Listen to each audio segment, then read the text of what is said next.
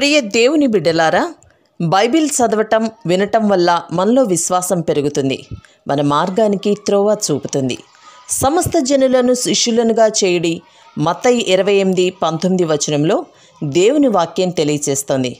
Telugu బైబిల్స్ను RRK మూర్తి గారు research చేసి విశ్లేషణ చేసిన బైబిల్లోని ప్రతి అధ్యాయాలను వచనాలను వరుస క్రమంలో అనగా ఆదికాండం నుండి ప్రకటనా గ్రంథం వరకు ఇవ్వబడుతుంది.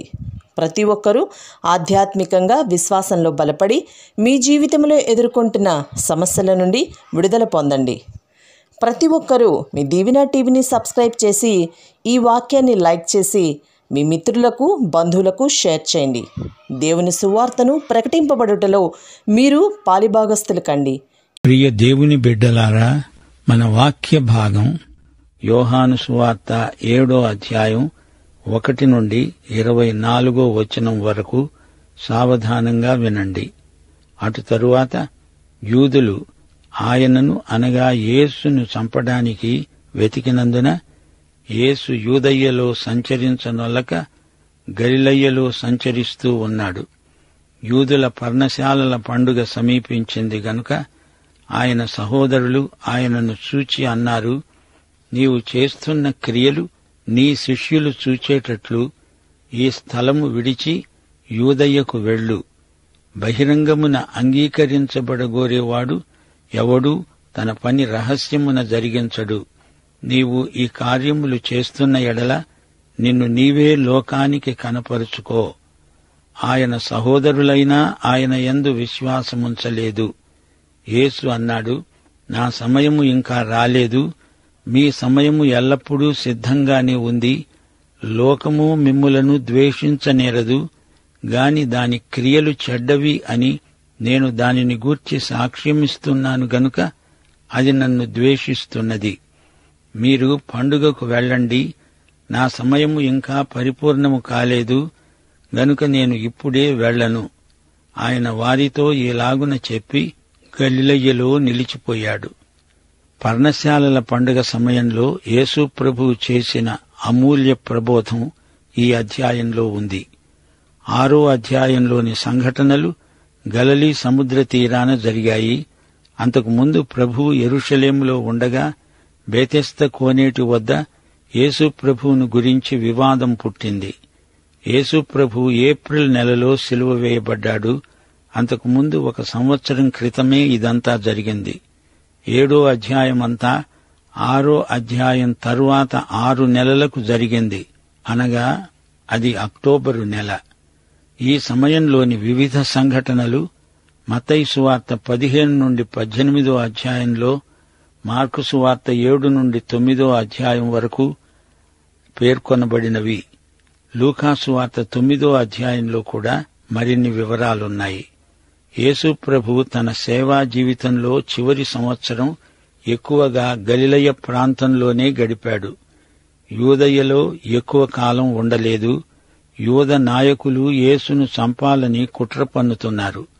యేసు ప్రభువు తన తండ్రి డైరీ ప్రకారం పనిచేశాడు. ఆయన సమయం వచ్చే వరకు ఎవరూ ఆయన మీద చెయ్యి వేయడానికి వీల్లేదు. అది దైవ నిర్ణయం. యేసు ప్రభువు జీవితంలోని చివరి 6 నెలల కాలమది. యేసు పర్ణశాలల పండుగ సందర్భంలో చేసింది ఇక్కడ రాయబడింది. యేసును గురించి వివాదం మళ్లీ మొదలైంది. ఈ వివాదం రాను రాను మరీ తీవ్రమై ఆయనను సిలువ వేసే వరకు తెచ్చింది. అసలు యేసు ప్రభువు వివాదాస్పదమైన గుర్తు. లూకా సువార్త 2వ అధ్యాయం 34వ వచనం, ఆయనను దూషించేవారు, ఆయనను గురించి దుర్విమర్శలు చేసేవారు నాడు నేడు ఎందరో ఉన్నారు. యేసు పర్ణశాలల పండుగకు యెరూషలేముకు వెళ్ళాడు. ప్రతి యూదుడు సంవత్సరానికి 3 సార్లు 3 పండగలకు యెరూషలేముకు తప్పక వెళ్ళాలి. పస్కా పండుగ, పర్ణశాలల పండగ, పెంతెకోస్తు పండగ. ప్రభువు ధర్మశాస్త్రానికి వ్యతిరేకి కాడు. ఆయన ఈ 3 పండగలకు క్రమంగా హాజరయ్యాడు. పర్ణశాలల పండగ లేవియకాండం 23వ అధ్యాయంలో పేర్కొనబడింది. ఈ పండగ ఇశ్రాయేలు జాతికి గొప్ప మహోత్సవం. ఈజిప్టు దాస్యం నుండి తమకు దేవుడు అనుగ్రహించిన మహావిమోచనకు ఇది అర్థవంతమైన జ్ఞాపిక. అరణ్య ప్రయాణంలో వారు గుడారాలలో ఉన్నారు. ఇది పర్ణశాలలు లేక గుడారాల పండుగ అని వ్యవహరించబడుతుంది. బూరలు మోగుతాయి.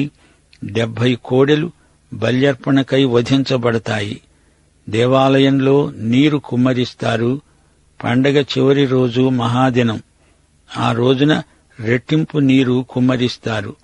అరణ్యంలో దేవుడు బండ నుండి మధుర జలమిచ్చాడు అని జ్ఞాపకం చేసుకుంటారు. సిలోయము కోనేటి నుండి వారు నీరు తెస్తారు. ఎన్నో కడవల నీరు దిమ్మరిస్తారు. ఈ పండగ సమయంలో వారు దేవాలయంలోని లోపలి ఆవరణాన్ని దీపాలతో వెలిగిస్తారు. ఇశ్రాయేలీయులు అరణ్యంలో పయనించేటప్పుడు వారిని అగ్నిస్తంభం నడిపించింది అనే చరిత్రను వారి విధంగా జ్ఞాపకం చేసుకుంటారు. అరణ్య మార్గంలో వారిని నడిపించిన మేఘస్తంభం, అగ్నిస్తంభం ఈ రెండూ ప్రభువైన యేసుక్రీస్తుకు సంకేతాలు, సూచనలు. పాత నిబంధనలో యెహోవా పండగలు క్రీస్తునందు నెరవేరాయి. ఒక్కటి మాత్రం నెరవేరవలసి ఉంది. అదే పర్ణశాలల పండుగ. యేసు ప్రభు రెండో రాకడలో ఇది నెరవేరుతుంది. అదే మనకందరికీ మహోత్సవం, సార్వత్రిక మహానంద దినం. నీవు బహిరంగంలో నీ క్రియలు చెయ్యి అంటున్నది ఆయన శిష్యులు కాదు, ఆయన సహోదరులే. మత్తయి సువార్త 13వ అధ్యాయం 55వ వచనంలో వీరి పేర్లు చెప్పబడ్డాయి. యాకోబు, యోసేపు, సీమోను, యూదా అనేవారు ఈయన సోదరులు. యాకోబు అంటే జేమ్సు, యోసేపు, సీమోను, యూదా. ఈ యూదా ఒక పత్రిక రాశాడు. యాకోబు కూడా పత్రిక రాశాడు. ఆయన సోదరులే ఆయనను నమ్మలేదు. వారు యేసుకు సలహా చెప్పాలని చూచారు. వీరి సలహాలు ఆయనకు అక్కర్లేదు. రోమాపత్రిక 11వ అధ్యాయం 34వ వచనం, ఆయనకు ఆలోచన చెప్పగలవాడు ఎవడు? అవిశ్వాసులు ఆయనకు సలహా ఇచ్చేదేమిటి? తన తండ్రి చిత్త ప్రకారమే ఆయన చేస్తాడు. నా సమయము ఇంకా రాలేదు అన్నాడు ప్రభువు. నలుగురితో పాటు ఆయన ఏదో చేసి వారి మెప్పు పొందాలని అనుకోలేదు. తండ్రి నియమించిన సమయంలో తండ్రి చెప్పినట్లే ఆయన చిత్త ప్రకారమే ఆయన పనిచేస్తాడు. ఈ లోకం ప్రభువును ద్వేషించింది, ప్రతిఘటించింది. ఎందుకని? ఆయన లోకానికి వెలుగు. ఆయన వెలుగు ప్రసరించిన చోట చీకటిలో ఉన్నవారికి కోపం వస్తుంది. యేసు వెలుగు పాపాన్ని బట్టబయలు చేస్తుంది. వెలుగు చీకటిని ఖండిస్తుంది. యేసు సన్నిధి, యేసు జీవితం లోకంలోని పాపులకు అభ్యంతరకరం. మానవుని హృదయం పాపంతో నిండి ఉంది. యేసు శిలువ మీదికి వెళ్ళాడు. ఆయన మానవ కుటుంబాన్ని ఎంత ప్రేమించాడో శిలువ వేత సాక్ష్యమిస్తుంది. యేసు ప్రేమ విమోచనాత్మకమైనది. అపొస్తలుడైన పౌలు గత జీవితాన్ని చూడండి. అతడు క్రైస్తవులను ఎంతో హింసించాడు, యేసును ఎంతో ద్వేషించాడు. గాని యేసు ప్రభువును తన స్వంత రక్షకుడుగా అంగీకరించిన తరువాత అతని హృదయం ఒక్క పెట్టున బద్దలైపోయింది. గలతీ పత్రిక 2వ అధ్యాయం 22వ వచనంలో తార్సువాడైన సౌలు అన్నాడు, నేను క్రీస్తుతో సిలువ వేయబడి ఉన్నాను. ఇకను జీవించేవాడను నేను కాను, క్రీస్తే నాయందు జీవిస్తున్నాడు. ఇప్పుడు నేను జీవించే జీవితం నన్ను ప్రేమించి నా కొరకై తనను తాను అప్పగించుకొనిన దేవుని కుమారుని విశ్వాసము వలన జీవిస్తున్నాను. 10వ వచనం నుండి, ఆయన సహోదరులు పండుగకు వెళ్లిపోయిన తరువాత ఆయన కూడా బహిరంగముగా వెళ్ళక రహస్యంగా వెళ్ళాడు. పండగలో యూదులు ఆయన ఎక్కడా అని ఆయన్ను వెతుకుతున్నారు. జనసమూహములో ఆయనను గూర్చి గొప్ప సణుగు పుట్టింది. కొందరు ఆయన మంచివాడు అన్నారు, మరికొందరు కాదు, ఆయన జనులను మోసపుచ్చేవాడు అన్నారు. అయితే యూదులకు భయపడి ఆయనను గూర్చి ఎవడూ బహిరంగముగా మాట్లాడలేదు. వారు మతాధికారులు. వారు యేసు కోసమే చూస్తున్నారు. ధర్మశాస్త్రం ప్రకారం అతడు ఈ పండగకు రావాలి, వస్తాడా రాడా అని చూస్తున్నారు. యేసును గురించి మతనాయకుల మధ్య తర్జన భర్జనలు జరుగుతున్నాయి. అంతా రహస్యంలో వారు చేస్తున్న కుట్ర. యేసుకు అనుకూలంగా ఎవరు మాట్లాడినా వారిని ఈ యూదనాయకులు నేరస్తులుగా పరిగణిస్తారు. అందుకే ఈ అధికారులకు భయపడి ఏ సంగతి వారు బహిరంగంగా మాట్లాడడానికి తెగించలేదు. 14వ వచనం నుండి, సగము పండుగ అయినప్పుడు యేసు దేవాలయములోనికి వెళ్లి బోధిస్తున్నాడు. యూదులు అందుకు ఆశ్చర్యపడి చెప్పుకున్నారు, చదువుకొనని ఇతనికి ఈ పాండిత్యం ఎలా వచ్చింది? అందుకు యేసు వారితో అన్నాడు, నేను చేసే బోధ నాది కాదు, నన్ను పంపిన వానిదే. ఎవడైనా ఆయన చిత్తము చొప్పున చేయడానికి నిశ్చయించుకున్న ఎడల ఆ బోధ దేవుని వలన కలిగినదో లేక నా అంతట నేనే బోధిస్తున్నానో వారు తెలుసుకుంటారు. తనంతట తానే బోధించేవాడు స్వకీయ మహిమను వెతుకుతాడు, గాని తనను పంపిన వాని మహిమను వెదికేవాడు సత్యవంతుడు. ఆయన యందు ఏ దుర్నీతి లేదు. మోషే మీకు ధర్మశాస్త్రము ఇవ్వలేదా? అయినా మీలో ఎవడు ఆ ధర్మశాస్త్రాన్ని గైకొనడు. మీరెందుకు నన్ను చంపాలని చూస్తున్నారు? అందుకు జనసమూహమన్నారు, నీవు దయ్యము పట్టినవాడవు, ఎవడు నిన్ను చంపాలని చూస్తున్నాడు?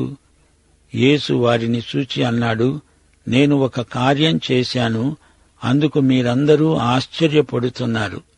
మోషే మీకు సున్నతి సంస్కారం నియమించాడు. ఈ సంస్కారము మోషే వల్ల కలిగినది కాదు, పితరుల వలననే కలిగింది. అయినా విశ్రాంతి దినమున మీరు మనుష్యునికి సున్నతి జరిగిస్తున్నారు. మోషే ధర్మశాస్త్రాన్ని మీరకూడదని ఒక మనుష్యుడు విశ్రాంతి దినమున సున్నతి పొందుతాడు గదా. ఇట్లుండగా నేను విశ్రాంతి దినమున ఒక మనుష్యుణ్ణి పూర్ణ స్వస్థత గలవాణ్ణిగా చేసినందుకు మీరు నా మీద ఆగ్రహపడుతున్నారెందుకు? వెలిచూపును బట్టి తీర్పు తీర్చక న్యాయమైన తీర్పు తీర్చండి. ఉన్నట్లుండి హఠాత్తుగా యేసు దేవాలయంలో కనిపించాడు. పర్ణశాలల పండగ ప్రవచనాత్మకమైనది. క్రీస్తు తిరిగి వచ్చినప్పుడు నెరవేరే సత్యం ప్రవచన రీతిగా ఈ పండగలో నిక్షిప్తమై ఉన్నది. పర్ణశాలల పండగలో అన్ని వాగ్దానాలు ఇమిడి ఉన్నాయి.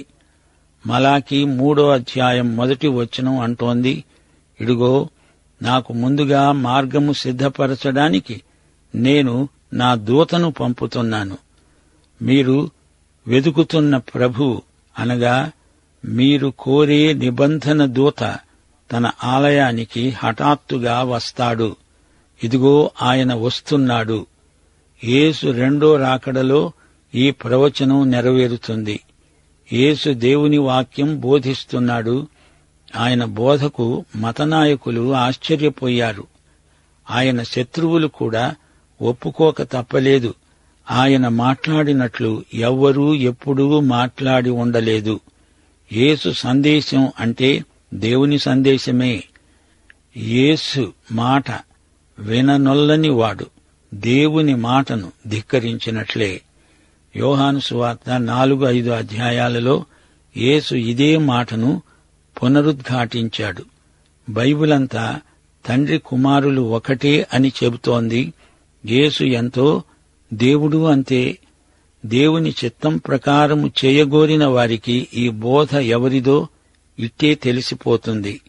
34వ కీర్తన 8వ వచనం, యెహోవా ఉత్తముడని రుచిచూచి తెలుసుకోండి. ఆయనను ఆశ్రయించే నరుడు ధన్యుడు. భోజనం ఎలాంటిదో రుచి చూస్తే తెలుస్తుంది. తినాలి, రుచి తెలుసుకోవాలి. మీరు దేవుని రాజ్యాన్ని, దేవుని వాక్యాన్ని ప్రేమిస్తున్నారా? మానవ జ్ఞానం తెలుసుకొని ప్రేమించేది, కాని దేవుని జ్ఞానం ప్రేమించి తెలుసుకునేది. జ్ఞానము, ప్రేమ, విధేయత ఈ 3 ఉంటేనే కాని విశ్వాసికి ఆత్మయందు ఆరోగ్యముండదు. తండ్రి చిత్తము ప్రకారం చేసేవానికి నా బోధ ఎక్కడిదో ఇట్టే తెలిసిపోతుంది. ప్రభువును రుచి చూడండి. దేవుని వాక్యపు రుచి మీ అనుభవంలో ఉండాలి. నీకు ఆశ ఉండాలే కాని దేవుడు వాక్యంలోని వాస్తవాన్ని బయలుపరచకపోడు. పరిశుద్ధాత్మ వాక్య సత్యాన్ని నీ అంతరంగంలో స్థిరపరుస్తాడు. దేవుడు చెప్పింది వినాలి అనే ఆశ నీలో ఉందా? అలాగైతే దేవుడు తన వాక్యం ద్వారా నీతో మాట్లాడతాడు. అప్పుడే తండ్రి పక్షాన మాట్లాడే యేసు మనసు ఎలాంటిదో నీకు తెలుస్తుంది. తన స్వంత మహిమను హెచ్చించుకునేవాణ్ణి మనుషులు ఘనపరుస్తారు. ఏదో కొత్త సిద్ధాంతం, దేవుడు చెప్పని సంగతులు తెచ్చి చెప్పేవారి వెంట జనం గుంపులు గుంపులుగా వస్తారు. గాని యేసు తన తండ్రినే మహిమపరుస్తాడు. 1 కొరింథీ 2:14 ప్రకృతి సంబంధి అయిన మనుష్యుడు దేవుని ఆత్మ విషయములను అంగీకరించడు. అవి అతనికి వెర్రితనముగా ఉన్నవి. అవి ఆత్మానుభవము చేతనే వివేచించదగినవి గనుక అతడు వాటిని గ్రహించజాలడు. కొందరు బైబిలును ఎంతగానో చదువుతారు గాని వారికేమీ అర్థం కాదు. ధర్మశాస్త్రం మోషే ఇచ్చిందే, కాని ఈ వేషధారులు ధర్మశాస్త్రం ప్రకారం చెయ్యరు గాని చేసినట్లు నటిస్తారు. దశాజ్ఞలను వల్లిస్తారు. కొండమీది ప్రసంగం నా మతం అంటారు గాని ఆ ప్రకారం చేసి చూపించలేరు. ధర్మశాస్త్రం ఒక అద్దం లాంటిది. అందులోకి చూస్తే నీవు నశించిన పాపివి అని నీకు కనపడుతుంది. దేవుని చిత్తమును ధర్మశాస్త్రం బయలుపరుస్తుంది. మనకు రక్షకుడు కావాలి అనే అక్కరను బైబిలు చూపుతుంది. మనల్ని క్రీస్తు దగ్గరికి తేవడానికి ధర్మశాస్త్రము బాల శిక్షకుని వంటిది. ధర్మశాస్త్రం దేవుని గుర్తింపు పొందింది. అది ఆధ్యాత్మికమైంది. గలతీ పత్రిక 3:24 అంటోంది, మనము విశ్వాసము మూలముగా నీతిమంతులమని తీర్చబడేటట్లు క్రీస్తు నొద్దకు మనలను నడిపించడానికి ధర్మశాస్త్రము మనకు బాలశిక్షకుడయింది. నన్ను మీరు చంపాలని చూస్తున్నారు అని ప్రభువు అన్నప్పుడు వారన్నారు, నీకు దయ్యం పట్టింది, నిన్నెవడు చంపుతాడు? బేతెస్త కోనేటి వద్ద అద్భుతం చేస్తే వారందరూ ఆశ్చర్యంతో అది చూచారు. గాని అప్పటి నుండి వారిలో వ్యతిరేక వైఖరి పొడసూపుతూ వచ్చింది. సున్నతి సంస్కారం మోషే నుండి రాలేదు, అది అబ్రాహాము కాలం నాటిది. ధర్మశాస్త్రం గైకుంటున్నామని చెబుతూ దానిని ఉల్లంఘిస్తున్నారు. మగ శిశువుకు 8 రోజుల వయస్సు రాగానే అది సబ్బాతు రోజైనా సున్నతి జరిగిస్తారు.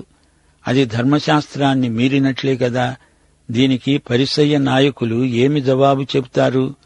నేను సబ్బాతు నాడు ఒక మనిషిని స్వస్థపరిస్తే అందుకు నా మీద ఇంతగా కోప్పడుతున్నారు. మీ తీర్పులు న్యాయసమ్మతమైనవి కావు అని ప్రభువు వారిని గద్దించాడు. ఈ రోజుల్లో కూడా ఇలాంటి తీర్పులు చెప్పే మతనాయకులెందరో ఉన్నారు. యేసు వెలుగు వారిని గద్దించినప్పుడు వారు పశ్చాత్తప్తులు కావలసింది పోయి ఆయన దయ్యం పట్టినవాడు అని చెప్పి ఆయన్ను అవమానపరుస్తున్నారు. బాప్తిస్మకుడైన యోహానును కూడా ఇలాగే అవమానపరిచారు.